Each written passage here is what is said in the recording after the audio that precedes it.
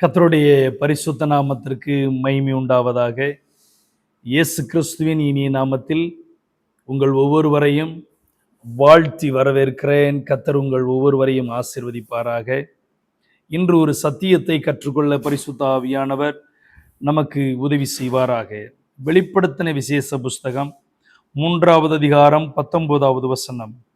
நான் நேசிக்கிறவர்கள் எவர்களோ அவர்களை கடிந்து கொண்டு சிட்சிக்கிறேன். ஆகையால் நீ ஜாக்கிரதையாயிருந்து மனம் திரும்பு. இலகு தமிழ் மொழிபெயர்ப்பு மற்றும் தற்போது வந்திருக்கிற ரீஎடிட்டன் பைபிள்ல நீங்க படிச்சு பார்த்தீங்கன்னா, வைராக்கியம் கொண்டு மனம் திரும்பு, வைராக்கியம் உள்ளவனாயிருந்து மனம் திரும்பு என்று அந்த திருமறையில் சொல்லப்பட்டிருக்கிறது. தற்போது ஆவியானவர் நமக்கு சொல்லுகிற ஒரு வார்த்தை, மனம் திரும்புங்கள். யாரை பார்த்து கர்த்தர் இப்படிப்பட்டதான வார்த்தையை சொல்லுகிறார்? தேவன் தன்னுடைய சுய ரத்தத்தை சிந்தி சம்பாதித்து கொண்ட தம்முடைய சொந்த சபையை பார்த்து சொல்லுகிற வார்த்தை.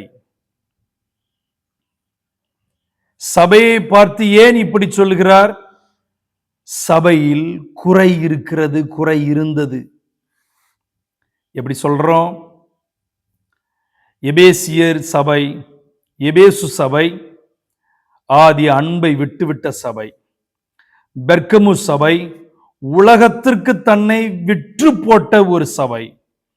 தியாத்திரா சபை எசபேலுக்கு இடம் கொடுத்த ஒரு சபை, எசபேலின் ஆவிக்கு இடம் கொடுத்த ஒரு சபை. சர்தை சபை சாகிற ஒரு தருவாயில இருக்குது அப்படிங்கிறத ஆவியானவர் அங்க சொல்றார். லவோதிக்கியா திருச்சபை ரெண்டும் கட்ட நிலையில இருக்கு. ஆகையினாலதான் ஆண்டவர் சொல்லுகிறார், மனம் திரும்பு. இந்த செய்தியை பார்த்து கொண்டிருக்கிற என் அன்பு தேவஜனமே, என் அன்பு ஊழியர்களே, உங்களை குறை சொல்லி குற்றப்படுத்துவது அடியனுடைய நோக்கம் அல்ல. ஆவியானவர் என்னை பாரப்படுத்தினதுனால இந்த வாக்கியங்களை நான் தற்போது ஆவியானுடைய துணையோடு கூட நான் பகிர்ந்தளித்துக் கொண்டிருக்கிறேன். மனம் திரும்புங்கள்.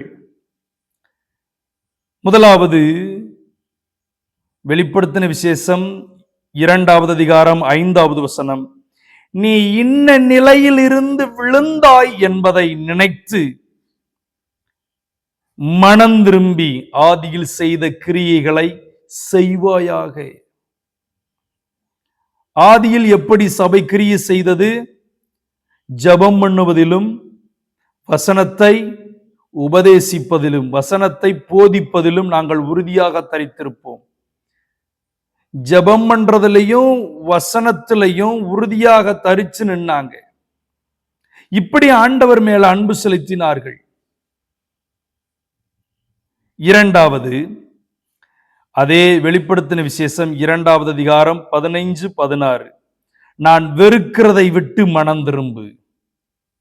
முதல்ல நீ எந்த நிலையிலிருந்து விழுந்தேங்கிறத நினைச்சு மனம் திரும்புன்றாரு. ரெண்டாவது, நான் வெறுக்கிறத விட்டு நீ மனம் திரும்பு.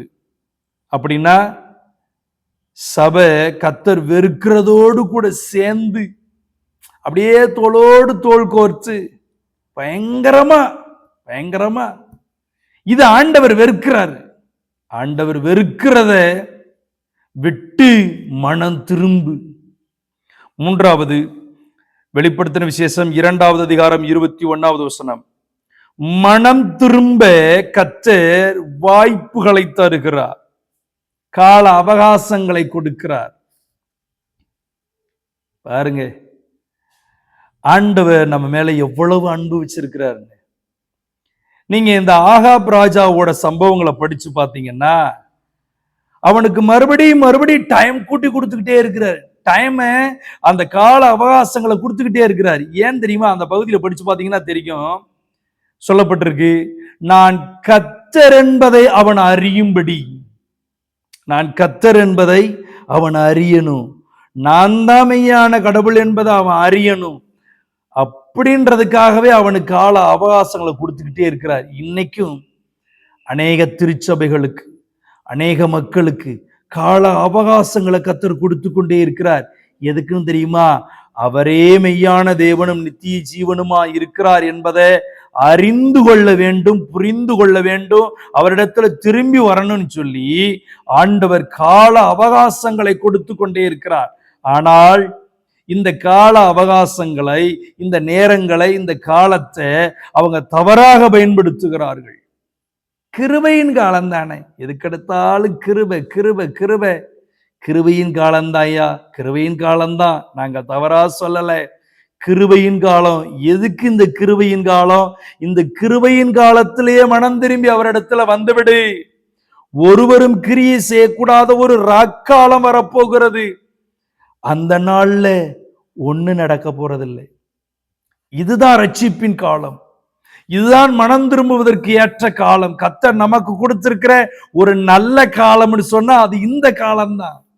இந்த காலத்தை மிஸ்யூஸ் பண்ணிடாதீங்க, மிஸ் பண்ணிடாதீங்க, தவறா பயன்படுத்திடாதீங்க. கர்த்தர் கொடுக்கிற எதையுமே நாம தவறா பயன்படுத்திடக்கூடாது.